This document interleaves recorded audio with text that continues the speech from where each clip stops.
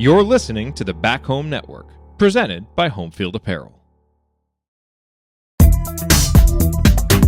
With the fourth pick in the 2013 NBA Draft, the Charlotte Bobcats select Cody Zeller. Welcome to the first episode of the CrimsonCast NBA Draft Redo. Excited to get this going. Hopefully it's part of a longer series. We'll continue to do more of these, a little bit of a deeper dive in a IU player's professional career. I got the idea, so I'm recording this March 2024, and about a month ago, took my son he was very excited to go to a road NBA basketball game. And we went to go see the New Orleans Pelicans, went to go see the Smoothie King Center, which I reviewed in another podcast, but kind of a dump. So sorry for any fans out there in New Orleans, was not impressed with your arena. But during the game, saw warming up, and I knew he was there. I was like, oh, Cody Zeller is now a member of the Pelicans for the 2023-2024 season. And, that was a game where the Pelicans completely throttled the Pacers, which was a bummer for me and my son. But I got to see Cody Zeller come in as mop-up time, and it was kind of interesting because he was like the last guy off the bench. He scored. The crowd went nuts, like you would do in a college game when the last guy on the bench comes in, and the red shirt, fifth year, walk on, gets to shoot and score, and everyone goes nuts. And I was kind of thinking, like, man, this is, Zeller's been in the league a while now, which shows all of our age. This is his 11th season. But I was like, man, he really hasn't had an impact in the NBA. And it's wild to think that he's now at a point where he's kind of like the last guy, like, the mascot, so to speak. And dude, it happens to everybody. It happened to Carmelo Anthony, who definitely had a real moment in the NBA. Dwayne Wade was a champion. It happened to him. It's going to happen to everybody, except for maybe LeBron, who's still going. But it got me thinking, if we were to redo Zeller's career a couple different times, if he gets drafted in a different place, in a different year, was going to the Hornets, Bobcats, we'll call it Bobcats, sorry, still thinking of the Hornets.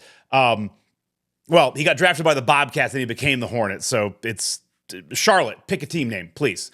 But getting drafted by a different team, would his career be different? Could we redo his career and maybe put him in a better position to succeed? Because I think all of us agreed, Zeller was a fantastic player at Indiana, had a lot of skills. Maybe the league was just in the wrong place at the wrong time for a player like Zeller. But that's the idea behind this podcast, and we're going to take a deep dive into Zeller and redoing his draft and maybe his NBA career. So leads us to first part, number one. Leading up to the draft. So for those of you who are under a rock or don't remember it, or maybe are really, really, really young to the podcast, Cody Zeller is one of the first 5-star recruit for Tom Crean, but definitely a pivotal recruit coming into that 2011-2012 season. Looking at his stats, he was at Indiana for 2 years, was a big part of two of the best Tom Crean teams in 2011-2012. The team went 27-9. In 12-13, that team went 29-7, won a Big Ten title. Both teams, unfortunately, ended their runs in the Sweet 16.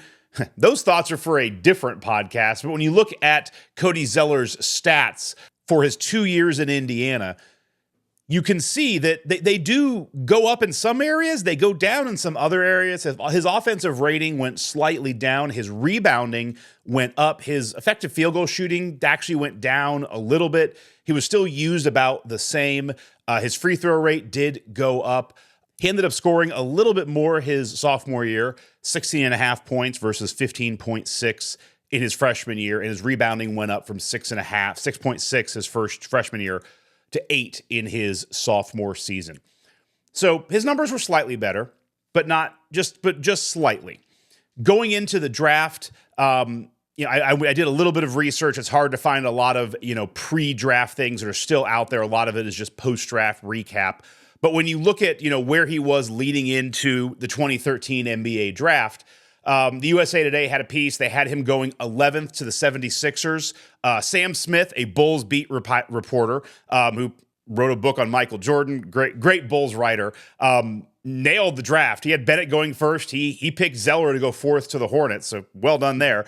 And then Kevin O'Connor, at the time then with the Celtics SB Nation site, also had him as the 11th ranked prospect in that draft. Oddly, he had Giannis like in the top 10, so Kevin picked out a real winner there. So that was kind of where the feeling was for Zeller going into the 2013 draft. And then, as we all know, in 2013, he becomes the 4th pick to the Charlotte Bobcats, at the time, now the Charlotte Hornets. Again, Charlotte, pick a freaking name for your team. It's insane. Anyway, let's go back and look a little bit at the Hornets' history leading up to this and what Cody Zeller was walking into. So when you look at the Bobcats/Hornets pick history going into that 2013 draft, they'd use their number 1 picks on DJ Augustine in 2008, Gerald Henderson in 2009. 2011, they picked Tobias Harris, traded him to Milwaukee. And then 2011, they selected Kemba Walker. And that kind of sealed their destiny for the next couple of years and the situation that Cody Zeller would be finding himself walking into. In 2012, the year before, they selected Michael Kidd-Gilchrist. So they were definitely guard heavy and looking for post players, although as we'll talk about, it's kind of still an odd pick that they picked Cody Zeller. So when you look at the team Cody was going to, the previous couple of years, when you look at the larger history of those Bobcats teams, their record was actually better in some points than I remember. Starting in 2007-8, they won 32, 35, 44, 34 games. Not awful, but a little more respectable than I remember, only making the playoffs once, losing the Eastern Conference first round in 2010. But they started going through some coaching changes, going to Paul Silas, going to Mike Dunlap for 1 year, the year before Cody Zeller goes to the team. And the 2 years leading up to Cody Zeller joining the Bobcats, they were 7-59 and 21-61. So definitely not an ideal franchise. The team that he was walking into the year before, that was a team that was led by Kemba Walker, Gerald Henderson, and Josh McRoberts. So that's probably why that team went 21-61. But what's interesting is when you look at the roster for Cody Zeller's rookie year, there's a couple of big guys who are already on that team that the Bobcats got between seasons who ended up playing more than Cody Zeller. So you have, when you look at just the kind of the size of the team, you have Justin Hamilton at 7 foot. You have Al Jefferson, 6'10". You have Josh McRoberts as 6'10". You have then Cody Zeller, 6'11". You oddly have DJ White, another Indiana player, who only that season played in 2 games. So it wasn't like DJ was there for the whole year. But when you look at the stats for that season, you have Al Jefferson basically leading the team in points, starting 73 games. Cody Zeller only started 3 games. His rookie year, he only averaged 6 points. And he's really fighting for playing time with, Josh McRoberts, Al Jefferson. And it does make you wonder, what the Bobcats were thinking. If you go ahead one more year to 2014, 2015, they changed their name to the Hornets, so that's good. But the team still has Al Jefferson. Al Jefferson is still starting. Cody Zeller is now, he starts 45 of the games, so he's starting to play a little bit more, but he's only getting 7 points a game. You still have Al Jefferson getting 16. Got to be honest, I didn't watch a ton. I don't remember watching a ton of these games, but just by looking at the stats, kind of breaking it down, it looks like a team that is not ready to hand over kind of the center power forward keys to Cody Zeller yet. So, we all know where this went. I do think it's interesting. The last thing I will pull up here is Cody Zeller's basketball reference page. This is currently as of March 2024. And it is interesting when you look at the similarity scores. So it's basically the most similar performance arc through 10 seasons. It is interesting that he's right there with Kent Benson, who also had obviously a very stellar college career, not as great of an NBA career. Different podcast, maybe coming in episode 2 or 3 in the series. But I just thought that was interesting. These, a lot of these Indiana connections keep coming in. So now for the meat of this show, which is let's look at some alternative options for Zeller's career. So we're going to start with just the 2013 draft. So when we look at the draft class in 2013, as we know, Zeller went 4th to the Charlotte Bobcats. I don't think there's a world where Zeller was going to go higher than 4th. So I think that where we look at other options, we would go down from there. Although I'm more than happy to redo this pod if people think that he might have gone higher than that. I just don't think he has more upside than Oladipo. Otto Porter Jr., if you were there at the time, he was a real player. Like, he was a real high prospect. There's a world where maybe Zeller goes to the Cavs. That would have been really interesting, but I just don't see a world where Zeller is the number 1 pick. Based on coming back a second year, he was a solid pick. He was never going to be the number 1 pick. The other piece for these programs that we're going to kind of look at is I can't get into a world of multiple counterfactuals or secondary things. So as we look at Cody Zeller's career, I would say the meat, kind of the heart, his peak is from 2016-17 to about 2019-2020. Maybe you could say 2020-2021, but I would say the 17 to the 2017 to the 2020 season were kind of his high level mark for points, rebounds. That's kind of where he, I don't want to say peaked, but kind of had the apex of his career. So as we look at other teams he goes to, how does that kind of line up with how things might have gone? Could he have maybe had a better situation and maybe had a better apex? So as we look at other teams, let's just look at some teams that took centers. Again, I don't want to make this a 4.5 hour pod. So there's some teams like, the Kings and the Pistons who went for shooting guards. Let's just assume they were going to continue to go for shooting guards. The Suns went with Alex Len at the center role. So if you look at the Suns, that team was the Goran Dragic, Eric Bledsoe. They had an older PJ Tucker. Zeller might have been able to go in to that team. That team went 48-34 that year. He might have slid into that PJ Tucker role, but then they went into basically having 6 straight losing seasons. So, while it might have been, I think he would have kind of had the similar kind of run where he would have put up the same kind of numbers for kind of a non-playoff team and probably would have had a similar career. When you look at the next team that took a center, which is, the Pelicans. Look at the Pelicans, because they took Nerlens Noel. They traded him to Philly. But the Pelicans, that team had Anthony Davis and it had Drew Holiday. That could have been an interesting team, although also, New Orleans is also kind of a messed up franchise, much like the Hornets have been the last 15 or so years. That Pelicans team had 2 winning seasons over the next 4 years, went to the Western Conference semis in, 2017, 2018. So right when Zeller was hitting his prime. So there's a world where Zeller could have played there. I just don't know quite how he fits in with Anthony Davis. And then very quickly, Davis soured on New Orleans, wanted to get out of there, got out of there. So I think that, right in the midst of Zeller's prime, there would have been some struggles, and I just don't know if New Orleans would have been able to put all the pieces around there. What is interesting is if you go down to the next team, the 76ers, because they picked a point guard, Michael Carter-Williams, but, that was where he was projected to go in one of the projections at 11th. And it is kind of fun. That team was led by Evan Turner, Michael Carter-Williams, and Thad Young. That was a garbage team that was right in the midst of the the process. That team obviously wouldn't have had Michael Carter-Williams. They took Cody Zeller.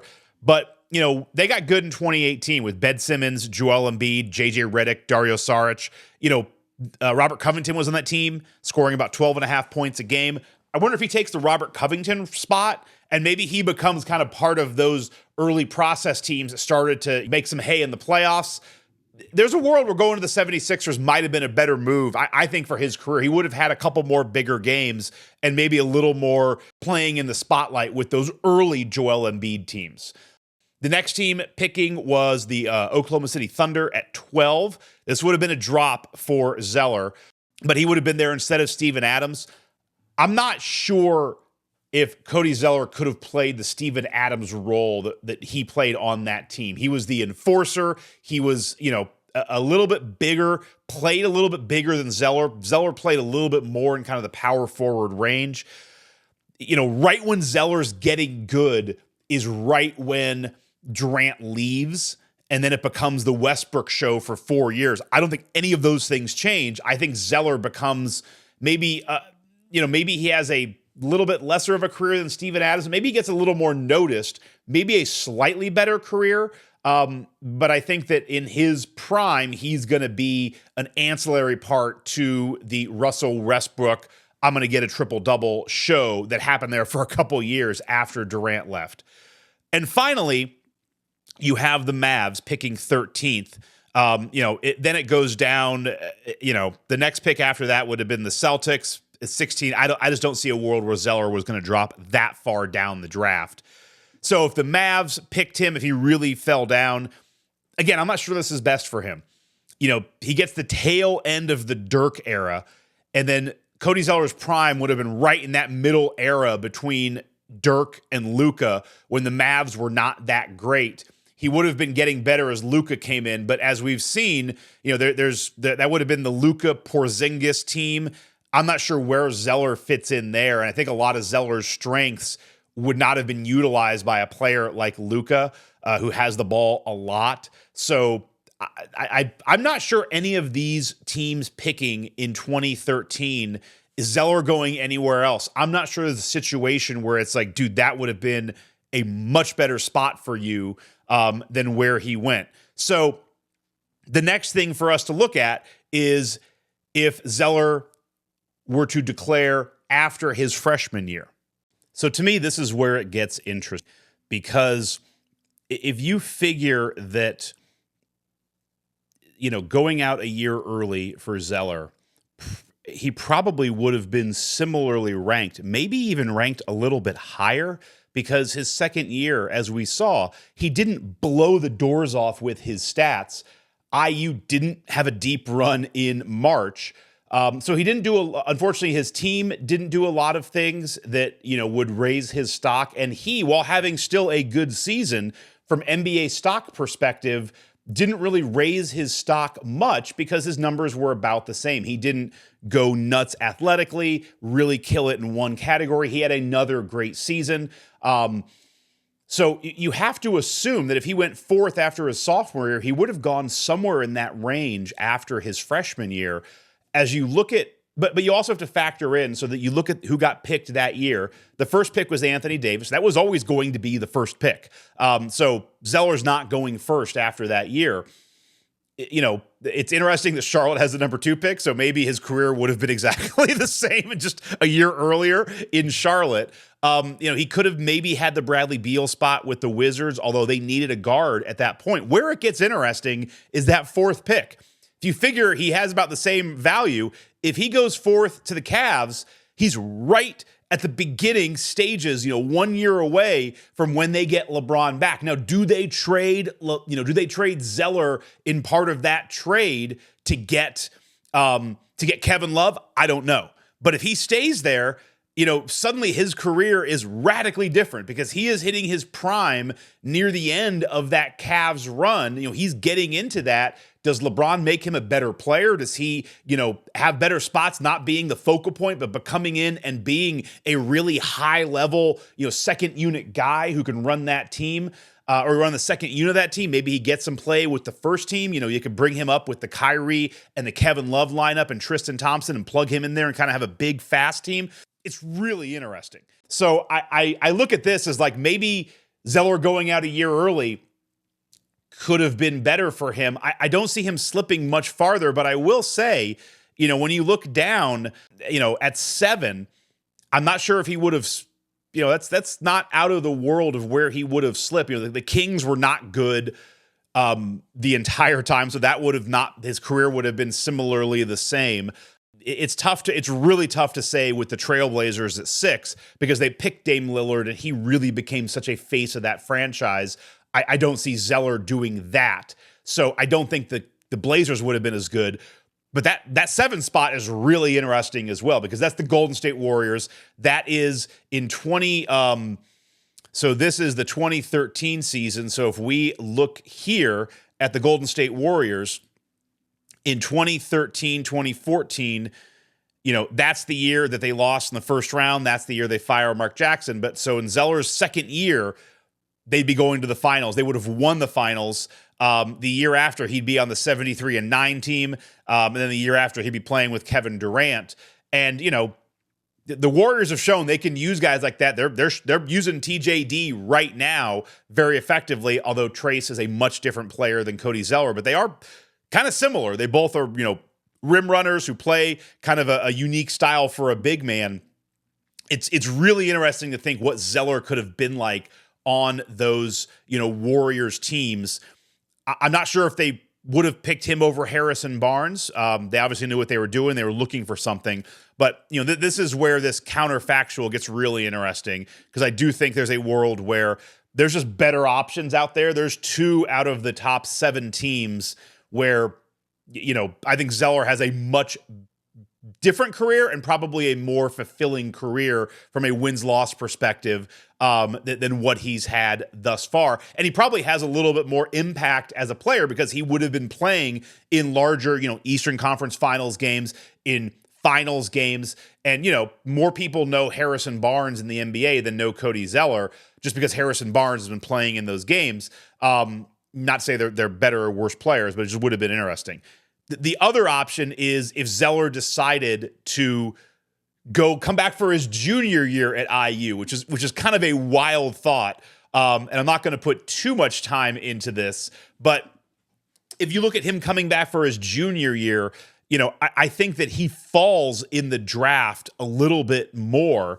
What's interesting is, had he stayed for his junior year, I don't even know, now we're getting into some real counterfactuals. I don't know if we get Noah Vonleh as a player. I don't know if Noah Vonleh does get drafted. Vonleh got drafted, oddly enough, to the Hornets. So he's playing with Zeller after that season. You look at teams deeper in the draft who were going for, centers or power forwards. He could have gone to the Magic. He could have gone to the Atlanta Hawks. He could have gone to the Chicago Bulls. All of those teams were, don't really have a better trajectory over the next 4 to 5 years. I'm not sure if any of those are better. And I think it's pretty illogical to think of Zeller actually staying another year and going down that far. Although I will say, at 17, he might have been drafted by the Celtics. That would have been a really interesting value pick. And, then he would have been right there for the beginning of the Brad Stevens run that they were going to have. And his, kind of getting up their prime would have started right with the early start of the Jason Tatum era. So that could have been interesting. But I have a hard time putting a lot of stock into this because I don't see a world where Zeller comes back for his junior year. But even if he did, it doesn't look like there's a lot of options there for teams that would have given him a better career than what he had. So as we come to the end of this episode, as we will on all episodes here, we'll ask the question, would you do the redo? And I think based on everything that we know, I would do the redo, but I would have Cody Zeller declare for the NBA after his freshman year. While it would have taken away what was a great college basketball season, and it would have maybe taken away a Big Ten title, knowing how that season ended with not even getting to the Final Four, obviously not a national championship. It's not like I'm giving that up as an Indiana fan. And I think for Zeller, the basically having a 2-7 shot at being on a perennial finals team for the majority of his beginning part of his career, I think it's worth the risk. As we looked at it, if he comes out, when he comes out his sophomore year, it doesn't, there's not a lot of other teams where I'm not sure his career is much different or better. He's in a better situation. Had he stayed for his junior year, it would have probably been a disappointing college basketball season. And then there's not a lot of other good options left on the draft table unless he falls to the Celtics, where maybe it would have been better, but I think you're asking for a lot of things to happen there. So as I look at it, I think had he left after his freshman year at Indiana, there's a possibility he might have been on a team where his career would have had a different trajectory. If he's on the Warriors, I think his numbers could have been better. He might have had a lot more impact in a lot more major games. I think if he's on the Cavs, he would have been just a higher profile player.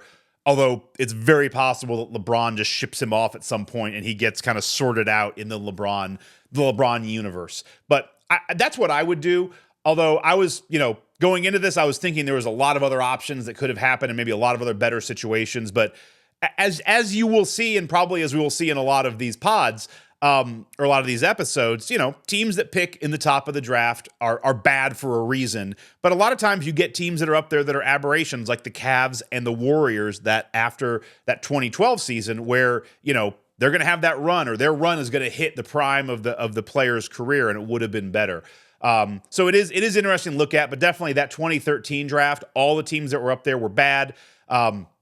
Again, the only one that had any kind of somewhat interest, I think, is the 76ers, which could have been really interesting, having him on those early Joel Embiid teams. So maybe, but I think if I had to redo, I would have him go a year earlier, and hope that maybe the Cavs picked him up, or maybe he just slightly dropped and goes to the Warriors. So that's the end of our very first episode of the CrimsonCast NBA Draft Redo.